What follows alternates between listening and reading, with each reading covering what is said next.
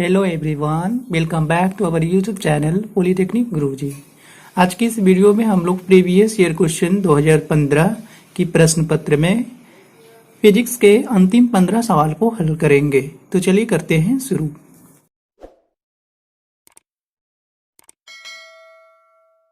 आज का हमारा पहला क्वेश्चन आपके स्क्रीन पे दिख रहा होगा।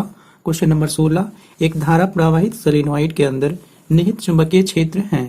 ऑप्शन ए, सोलेनोइड के अंदर सिरों पर वृत्तीय। ऑप्शन बी, वृत्तीय परंतु वे एक दूसरे को काटती नहीं है। ऑप्शन सी, अक्ष के साथ और एक दूसरे के समांतर। ऑप्शन डी, इनमें से सभी। तो चलिए आइए समझते हैं परिनालिका यानी कि सोलेनोइड किसे कहते हैं। जब इंसुलेटिंग मटेरियल, ये देखिए आपका क्या है, स्क्वायर वाला रेक्टेंगल वाला जो है ये आपका इंसुलेटिंग मटेरियल है। जब इंसुलेटिंग मटेरियल के ऊपर से एक कंडक्टिंग वायर का कुंडली की तरह लपेट देते हैं तो इस प्रकार से ये जो व्यवस्था जनरेट होता है इसी को हम लोग बोलते हैं सोलेनोइड। तो देख पा रहे होंगे सोलेनोइड के कारण जो होता है वो चुंबकीय क्षेत्र, उसकी रेखाएं को हमने ड्रा कर रखा है। ये देखिए आपका ये सोलेनोइड चुंबक की तरह वर्क करेगा। ये हो जाएगा उसका साउथ पोल और ये हो जाएगा इसका नॉर्थ पोल। तो क्या होता है कि चुंबकीय क्षेत्र रेखाएं नॉर्थ से निकलता है और साउथ की तरफ प्रवेश करता है। नॉर्थ की तरफ से निकलेगा और साउथ में पर एंट्री करेगा। और ये देख रहे हैं कि इसके अंदर एक दूसरे के समांतर होता है चुंबकीय क्षेत्र रेखाएं, और इसका एंड पे क्या होता है, सर्कुलर की तरह लूप बना देता है जिसे कहेंगे लूप। और ध्यान रखना है ये लूप जो एक दूसरे को कभी भी इंटरसेक्ट यानी कि एक दूसरे को काटेगा नहीं। तो इस तरह से आंसर हमारा होगा उपरोक्त सभी। क्वेश्चन नंबर 17 है, 60 वाट और 40 वाट के दो बल्ब को समांतर में जोड़े जाने पर उसका प्रभावी वोल्टेज जो होगा, वाटेज है, वोल्टेज नहीं क्या है ये, वाटेज यानी कि पावर, वो कितना होगा सो बताएंगे।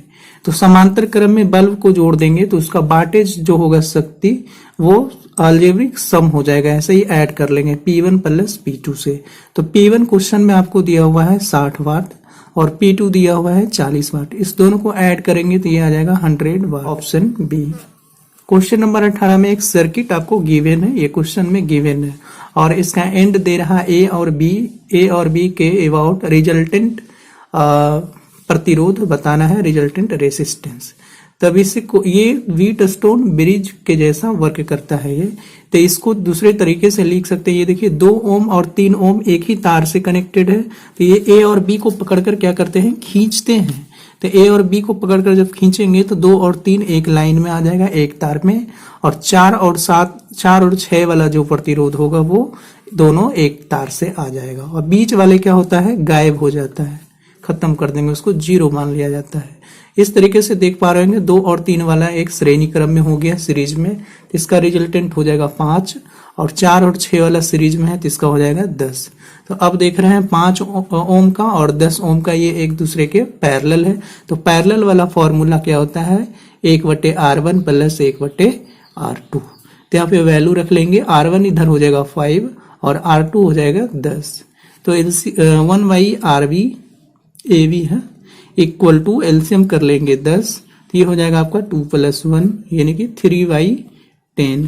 तो इसी को रिवर्स कर लेंगे उल्टा, आर रिजल्टेंट हो जाएगा AB इक्वल टू 10/3 ओम बोलेंगे। तो ए बी जो है उसके बीच प्रभावी प्रतिरोध जो होगा 10/3 ohm. Option A. Question number 19, एक विद्युत फ्यूज के लिए क्या महत्वहीन है। विद्युत फ्यूज यानी इलेक्ट्रिक फ्यूज के लिए। तो चलिए आइए समझते हैं इलेक्ट्रिक फ्यूज का स्पेसिफिकेशन क्या होता है, यानी कि इलेक्ट्रिक फ्यूज जो है उस पर क्या क्या जनरली डाटा लिखा हुआ रहता है। तो उस पर लंबाई होगा, यानी इलेक्ट्रिक फ्यूज को हम लोग लंबाई से उसके बारे में बात करेंगे, और उस पर कितना एम्पियर का धारा कंज्यूम करेगा यानी पास होने देगा वो भी देखेंगे। और तीसरा प्रॉपर्टी उसका होता है विशिष्ट प्रतिरोध, यानी कि विद्युत फ्यूज का जो होगा विशिष्ट प्रतिरोध क्या होता है वो। तो ये तीनों जनरली ये तीनों डाटा उसके बारे में स्पेसिफाई करता है कि वो इलेक्ट्रिक फ्यूज जो है किस क्वालिटी का है। तो क्वेश्चन में पूछा गया था है विद्युत फ्यूज के लिए क्या महत्वहीन है, यानी कि उसके लिए कौन सी डाटा सुटेबल नहीं होगा। तो ऑप्शन देखें, ऑप्शन ए है विशिष्ट प्रतिरोध, तो ये तो होना चाहिए। ऑप्शन बी त्रिज्या का देखें यहाँ कहीं भी जिक्र नहीं है तो ये नहीं होगा, लंबाई पे होता है और इससे भी जो भी विद्युत धारा प्रवाहित होता है इससे भी डिपेंड करता है। तो ऑप्शन बी जो होगा वो उसके लिए सुटेबल नहीं है ये इंफॉर्मेशन। तो आंसर हो जाएगा बी। क्वेश्चन नंबर 20, एक विद्युत पंखा 50 वाट चिन्हित प्रतिदिन 20 घंटे प्रचलित होती है। इसको 30 दिनों तक प्रचलित करने में खपत हुई विद्युत ऊर्जा 2 रुपया प्रति किलोवाट आवर की दर से क्या होगा, यानी इलेक्ट्रिक बिल यहाँ पे कैलकुलेट करेंगे। तो देखिए यहाँ पे यूनिट लिखेंगे, कितने वाट का यूज हुआ है तो 50 वाट, 20 घंटा तक का यूज हुआ और ये 30 दिनों तक यूज होना है। इसको मल्टीप्लाई करेंगे तो ये आ जाएगा आपका 30 और 3 जीरो को हम लोग किलो बोलते हैं, तो ये हो जाएगा आपका 30 किलो वाट आवर, यानी कि ये 30 यूनिट जो हुआ आपका इलेक्ट्रिक बिल यूज होगा। क्वेश्चन में रेट दिया हुआ है तो यहाँ से कॉस्ट बता देंगे, तो ये हो गया आपका 30 यूनिट और 1 यूनिट का दिया हुआ है रेट कितना 2 रुपया, तो ये हो जाएगा आपका 60 रुपया, ऑप्शन ए। क्वेश्चन नंबर 21, आंतरिक प्रतिरोध 0.1 ओम और विद्युत वाहक बल 2 वोल्ट वाले एक सेल को 3.9 ओम प्रतिरोध से जोड़ा जाता है, तो सेल द्वारा 5 मिनट में कितनी ऊर्जा जनरेट होगा सो बताएंगे। तो चलिए यहाँ पे दिया हुआ है इंटरनल रेसिस्टेंस यानी आंतरिक प्रतिरोध 0.1 ओम और एक आर दिया हुआ है प्रतिरोध 3.9 ओम और एक वोल्टेज दिया हुआ है विद्युत वाहक बल यानी कि इलेक्ट्रोमोटिव फोर्स वो ई दिया है 2 वोल्ट दिया है। तो चलिए यहाँ से टोटल प्रतिरोध लिख लेते हैं, टोटल रेसिस्टेंस आर, तो वो कितना हो जाएगा, दोनों को ऐड कर लेंगे आर प्लस आर, तो ये हो जाएगा आपका 0.1 प्लस 3.9 और इसका नाम देते हैं आर टी टोटल, तो ये हो जाएगा 4 ओम, ऐड होकर क्या आ जाएगा 4 ओम। तो क्वेश्चन में तो चलिए यहाँ से आई निकाल लेते हैं, आई इक्वल टू हो जाएगा करंट यानी कि उस सेल से होकर के कितना एम्पियर की करंट जनरेट होगा, तो हो जाएगा I equal to E by are plus R. तो ई देखिए क्वेश्चन में 2 वोल्ट दिया हुआ है और ये ऐड करके आ गया आपका 4 ओम, ये कट करके आएगा 1/2 एम्पियर। करंट को किस चीज में बताएंगे, एम्पियर में, लेकिन क्वेश्चन में बोला गया है कितना एनर्जी जनरेट होगा, तो ये एनर्जी का अमाउंट बताएंगे और ये एनर्जी कैसी एनर्जी होगा, तो हीट एनर्जी होगा और वो एनर्जी होता क्या है, तो आई एच इक्वल टू क्या लिखते हैं, एच इक्वल टू लिख देंगे I square R T, T for time. तो आई क्वेश्चन में अभी तुरंत यहाँ पे कैलकुलेट किए हैं, वो है 1/2 का स्क्वायर, आर टी यहाँ पे टोटल रेसिस्टेंस होगा, टोटल रेसिस्टेंस कितना है तो 4 ओम और टाइम कितने टाइम में पूछा गया है तो 5 मिनट, 60 से मल्टीप्लाई कर देंगे तो ये सेकंड में आ जाएगा, ये हो गया 1/4 इंटू 4 इंटू 5 इंटू 60, 4 से 4 कैंसिल आउट हो जाएगा और ये मल्टीप्लाई करके आएगा 300 जूल। 300 जूल एनर्जी जो है जनरेट होगा, ऑप्शन बी। क्वेश्चन नंबर 22, पृथ्वी से जुड़े एक अनावेशित चालक यानी कि न्यूट्रल चालक होगा कंडक्टर ए को दूसरे आवेशित चालक बी, अब एक है चार्ज्ड कंडक्टर होगा वो बी, एक दूसरे से संपर्क में लाया जाता है, तब क्या होता है। तब एक दूसरे से जब संपर्क में लाया जाता है एक कंडक्टिंग को एक इंसुलेटर को, तब क्या होता है कि चार्ज यानी कि आवेश, वो आवेश हमेशा कंजर्व होता है, ये आवेश जो होगा वो कंजर्व यानी कि इसको संरक्षित बोलेंगे, संरक्षित रहता है। सिर्फ वोल्टेज में ड्रॉप होता है, वोल्टेज ड्रॉप कर जाता है यानी कि घट जाता है, वोल्टेज ड्रॉप होता है। तो ये चीज ध्यान रखना है। एक जो आपका इंसुलेटर होगा यानी कि अनावेशित चालक यानी न्यूट्रल जिसको कहते हैं, वो अर्थित रहेगा, पृथ्वी से जुड़ा हुआ रहेगा, उसे एक कंडक्टर को अगर उसके साथ संपर्क में लाएंगे तो चार्ज हमेशा कंजर्व रहेगा। ऐसे भी प्रिंसिपल पढ़े होंगे ही, चार्ज में चार्ज हमेशा क्या होता है, टोटल सिस्टम का कंजर्व होता है। तो सिर्फ और सिर्फ वोल्टेज ड्रॉप होता है, वोल्टेज में कमी होता है। तो देखें ऑप्शन ए है, आवेश वही रहता परंतु विभव घट जाएगा, वोल्टेज यानी पोटेंशियल वो घट जाएगा। तो ऑप्शन ए जो है वो सूटेबल है, तो आंसर हो जाएगा हमारा ए। क्वेश्चन नंबर 23, एक सरल लोलक का आवर्तकाल पृथ्वी की सतह पर दिया हुआ है 2 सेकंड यानी कि t equal to 2 pi under root L by G, इसका वैल्यू क्वेश्चन में दिया हुआ है 2 सेकंड। इसको इक्वेशन फर्स्ट कर देते हैं। तो पूछा जा रहा है इसके पृष्ठ से r ऊंचाई पर ले जाएं तब वहां पर क्या होगा इसका आवर्तकाल, r क्या है तो पृथ्वी का त्रिज्या, तो उस पॉइंट पे g डैश निकाल देते हैं यानी कि त्वरण। देखिए यहाँ पे जो है आपका आवर्तकाल सिर्फ और सिर्फ किस पे डिपेंड कर रहा है तो गुरुत्वीय त्वरण यानी कि g पे, तो ये निकाल लेंगे g, ऊंचाई वाला फॉर्मूला यूज कर लेंगे r by are plus h का होल स्क्वायर। क्वेश्चन में बोला गया है कितनी ऊंचाई तक ले जाना है उस आपका सरल लोलक सिंपल पेंडुलम को, तो वो बोला गया है पृथ्वी की त्रिज्या के बराबर ऊंचाई पे ले जाइए, तो r divided by R H के जहाँ पे क्या लिख लेंगे r लिख लेंगे का होल स्क्वायर। इसी को कैलकुलेट करेंगे g आर नीचे ऐड होकर के होगा 2r का होल स्क्वायर, आर से कैंसिल, तो यह आ जाएगा आपका g/4। तब नया जो होगा आपका टाइम पीरियड t, वो t डैश लिखेंगे, 2 pi under root L by G dash बोलेंगे। तो जी डैश का वैल्यू यहाँ से पुट कर दें, जी एल और जी डैश का वैल्यू है g/4। तो ये देखिए 4 ऊपर चला आएगा, ये हो जाएगा 2 pi under root 4l by g. 4 root से बाहर हो जाएगा और वो बन जाएगा 2, तो 2 pi under root L by G बचेगा और इनटू हो जाएगा 2। तो 2 pi under root L by G का वैल्यू क्वेश्चन में दिया हुआ है, वो क्या है 2 सेकेंड, इक्वेशन फर्स्ट जिसको बोले हैं, और गुना 2, तो यानी कि टोटल जाएगा टाइम पीरियड वो 4 सेकेंड का होगा आवर्तकाल, ऑप्शन सी। क्वेश्चन नंबर 24, एक समतल दर्पण से बनने वाली प्रतिबिंब के बारे में निम्नलिखित में से कौन सही नहीं है सो बताएंगे। तो चलिए समझते हैं प्रतिबिंब का कैरेक्टरिस्टिक जो कि समतल दर्पण द्वारा बना हो। तो वो जो प्रतिबिंब बनता है समतल दर्पण से वो काल्पनिक होता है, जिसे को आभासी भी कहते हैं, और काल्पनिक प्रतिबिंब हमेशा सीधा होता है। और तीसरी पॉइंट क्या जानेंगे, वो जो प्रतिबिंब बनेगा समतल दर्पण से वो वस्तु के बराबर के आकार का बनेगा, यानी कि उसके बराबर के साइज का बनेगा। और चौथा पॉइंट क्या है, तो दर्पण के पीछे परंतु बराबर दूरी पर बनेगा, यानी कि दर्पण के सामने जितनी दूरी पे वस्तु रखेंगे उतना ही दूरी पे प्रतिबिंब भी बनेगा। तो चलिए वापस ऑप्शन पे आते हैं। तो उस प्रतिबिंब के बारे में बोला गया है कि ये सीधी है, ये सही है, प्रतिबिंब सीधा बनता है समतल दर्पण से। आभासी है तो ये भी सही है, काल्पनिक प्रतिबिंब बनता ही है। और ऑप्शन डी कह रहा है उसी दूरी पर जो कि वस्तु से दर्पण से वस्तु की दूरी है, तो ये भी सही है। हमारा चौथा पॉइंट वही था, दर्पण के पीछे बनता है लेकिन बराबर दूरी पर वो प्रतिबिंब बनता है। तो अब ये चौथा ऑप्शन भी सही है। सी ऑप्शन है यह आकार में कम है, मतलब वस्तु के आकार से क्या छोटा प्रतिबिंब बनता है, ऐसा बिल्कुल कहना गलत होगा, क्योंकि वो जो प्रतिबिंब बनता है वस्तु के बराबर के आकार का बनता है, इसलिए ये जो है आपका गलत है। तो आंसर गलत ही चुनना था कि कौन सा सही नहीं है, तो आंसर हो जाएगा हमारा सी। क्वेश्चन नंबर 25, यदि एक लेंस को वस्तु की ओर 20 सेंटीमीटर की दूरी से 15 सेंटीमीटर की दूरी पर लाया जाता है, यानी कि एक लेंस के सामने कोई वस्तु है 20 सेंटीमीटर पे, तो उसको स्लाइड करके यानी खिसका करके 15 सेंटीमीटर की दूरी पे लाएंगे, तब प्रतिबिंब का आवर्धन बोल रहा है आप परिवर्तित रहेगा, यानी कि प्रतिबिंब जो बनेगा उसके साइज में कोई भी चेंजिंग देखने को नहीं मिलेगा। तो उस लेंस की फोकस दूरी बताइए। तो इस केस में एक फॉर्मूला अप्लाई करेंगे, तो उस लेंस की फोकस लंबाई हो जाएगा आपका न्यूनतम दूरी। ये न्यूनतम दूरी कौन है, तो आपका ये जो क्वेश्चन में दिया हुआ है 20 से लेकर के 15 तक घटाया गया है दूरी, तो ये जो आपका 15 सेंटीमीटर ये न्यूनतम दूरी होगा। 15 सेंटीमीटर प्लस इस दोनों दूरी के बीच का गैपिंग कितना है, अंतर, तो 20 माइनस कर लेंगे आपका 15 और नीचे क्या लिखेंगे 2, तो ये हो जाएगा आपका 15 प्लस ये आ जाएगा घट करके 5/2 यानी कि 2.5 हो जाएगा। 15 प्लस 2.5 लिखेंगे और ये ऐड करके आ जाएगा आपका 17.5 सेंटीमीटर। यही बनेगा आपका लेंस की फोकस दूरी की लंबाई, ऑप्शन बी।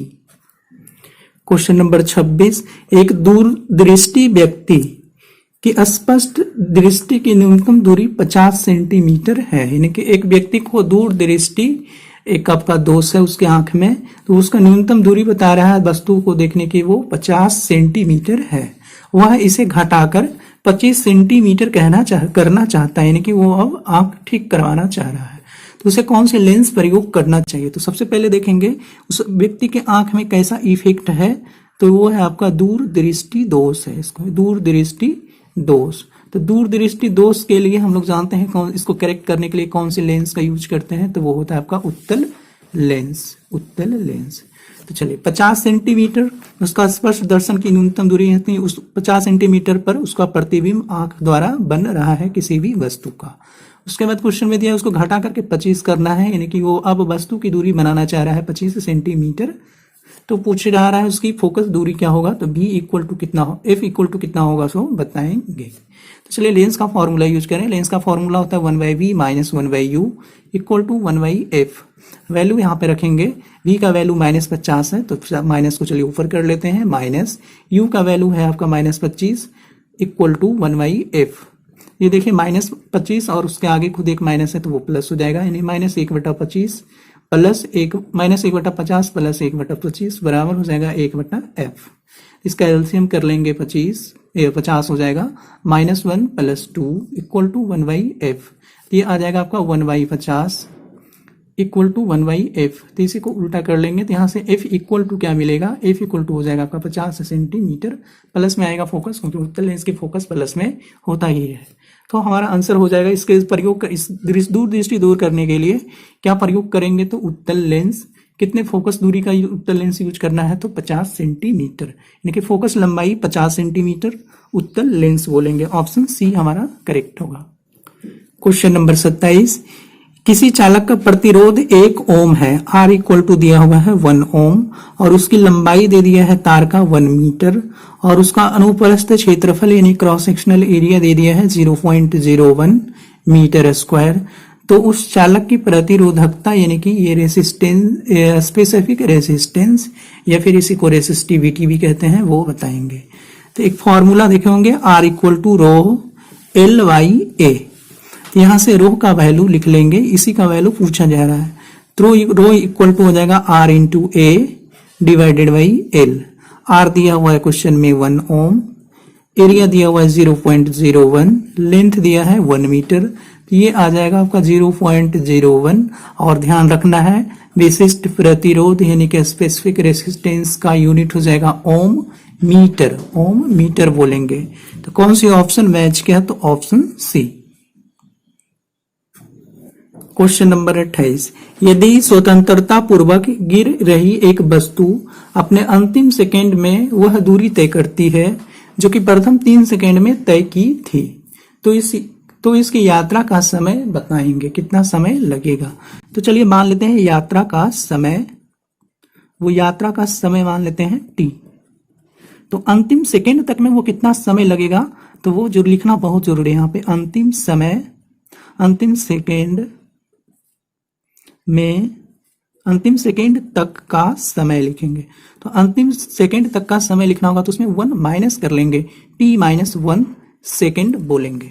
तो चलिए क्वेश्चन में एक रिलेशन दिया हुआ है, बोलो वह अपने अंतिम सेकंड में तय की गई दूरी प्रथम 3 सेकंड में तय की गई दूरी के बराबर है। तो यहाँ पे लिख लेंगे चूंकि अंतिम सेकंड में तय की गई दूरी बराबर कह रहा है क्वेश्चन में प्रथम 3 सेकंड में तय की गई दूरी, ये रिलेशन क्वेश्चन में दिया है। तो ये दूरी लिखेंगे, वो फॉर्मूला यूज कर लेंगे ut plus half a T square. चलिए यही फॉर्मूला यूज करेंगे, इधर भी सेम फॉर्मूला यूज करेंगे, ut plus half a T square, a T square. तो देखिए यहाँ से u इक्वल टू 0 हो जाएगा क्योंकि यात्रा प्रारंभ कर रहा है, इसका मतलब वो रेस्ट में होगा पहले से वस्तु। तो ut वाला टर्म तो आपका कैंसिल हो जाएगा, जो कि कितना है तो 0 होगा। तब यहाँ से देखिए वैल्यू रख रहे हैं और वो ऊपर से नीचे की तरफ गिर रहा है कोई भी वस्तु, तो g का तुरंत जो हो जाएगा उसका g लिखेंगे और वो प्लस में होगा, तो ये हो जाएगा हाफ g। टाइम देखिए यहाँ पे अंतिम सेकंड के लिए टाइम हमने यहाँ क्या लिखना चाह रहा है, t माइनस 1 का होल स्क्वायर इक्वल टू, फिर से लिखेंगे हाफ g, और यहाँ पे प्रथम 3 सेकंड है तो यहाँ पे t का जगह पे रख लेंगे 3 का होल स्क्वायर। इसी को कैलकुलेट करेंगे, हाफ जी दोनों तरफ कैंसिल, तो t माइनस 1 का होल स्क्वायर इक्वल टू कितना आ गया 3 का स्क्वायर, स्क्वायर से स्क्वायर देखिए कैंसिल कर लेंगे, तो t माइनस 1 इक्वल टू आ गया 3। यहाँ से t इक्वल टू क्या बोल देंगे 3 प्लस 1 यानी कि 4 सेकेंड होगा, यानी कि उसके अंतिम सेकेंड में जो होगा उसकी यात्रा का जो समय आ रहा वो होना चाहिए कितना 3 सेकेंड, ये 4 सेकेंड होगा, ऑप्शन बी। क्वेश्चन नंबर 29, प्रकाश विद्युत प्रभाव के कारण उत्सर्जित कण, यानी कि ये फोटो इलेक्ट्रिक इफेक्ट है। फोटो इलेक्ट्रिक इफेक्ट क्या होता है पहले समझेंगे। ये देखिए आपका है मेटालिक सरफेस है, यानी कि किसी भी धातु का सतह है, इस पे सनलाइट आएगा तो इससे एक कण रिलीज होता है, ऊर्जा का बंडल इसको बोलते हैं, और इसी कण को बोलते हैं फोटोन। ये है आपका फोटोन, इसका एक नया नाम देंगे फोटोन। तो ये जो कण उत्सर्जित होता है, और ये ध्यान रखना ये कब रिलीज होता है फोटोन सरफेस से, जब इस ये जो लाइट आ रहा है इसका फ्रीक्वेंसी थ्रेशोल्ड फ्रीक्वेंसी के बराबर होता है, तो उस कण का नाम देंगे फोटोन, ऑप्शन ए। आज का हमारा last question number 30, dynamo. Dynamo क्या है सो बताएंगे, एक ऊर्जा का स्रोत, ऊर्जा का परिवर्तक, ऑप्शन सी ऊर्जा संचित करने वाला यंत्र, ऑप्शन डी विद्युत चुंबक। तो चलिए समझते हैं हम लोग डायनेमो। तो डायनेमो एक क्या है, इंस्ट्रूमेंट डिवाइस है, वो एक मशीन है। उसका काम क्या है, तो डायनेमो का काम है यांत्रिक ऊर्जा को विद्युत ऊर्जा में बदलना। और चलिए विद्युत मोटर के बारे में भी जान लेते हैं। तो मोटर का काम है विद्युत ऊर्जा को यांत्रिक ऊर्जा में बदलना। तो यहाँ से क्या देख पा रहे हैं, डायनेमो क्या है, ऊर्जा को चेंज कर रहा है, ऊर्जा का परिवर्तन कर रहा है। तो यांत्रिक ऊर्जा को किसमें बदल रहा है, तो विद्युत ऊर्जा में। तो डायनेमो क्या होगा, तो डायनेमो आपका एक प्रकार का ऊर्जा का परिवर्तक बोल सकते हैं। तो ऑप्शन बी सही होगा, आंसर बी। आप सबको इन्फॉर्म कर दूं, अगर किसी ने वर्ष 2003 और 2010 के प्रश्न पत्र में फिजिक्स, केमिस्ट्री और मैथमेटिक्स के हल को अगर नहीं देख पाए हैं तो चैनल के प्लेलिस्ट को विजिट कीजिए। साथ ही चैनल को सब्सक्राइब करके बेल आइकन को भी प्रेस कर लीजिए ताकि हमारी लेटेस्ट नोटिफिकेशन सबसे पहले आप तक पहुंचे। धन्यवाद।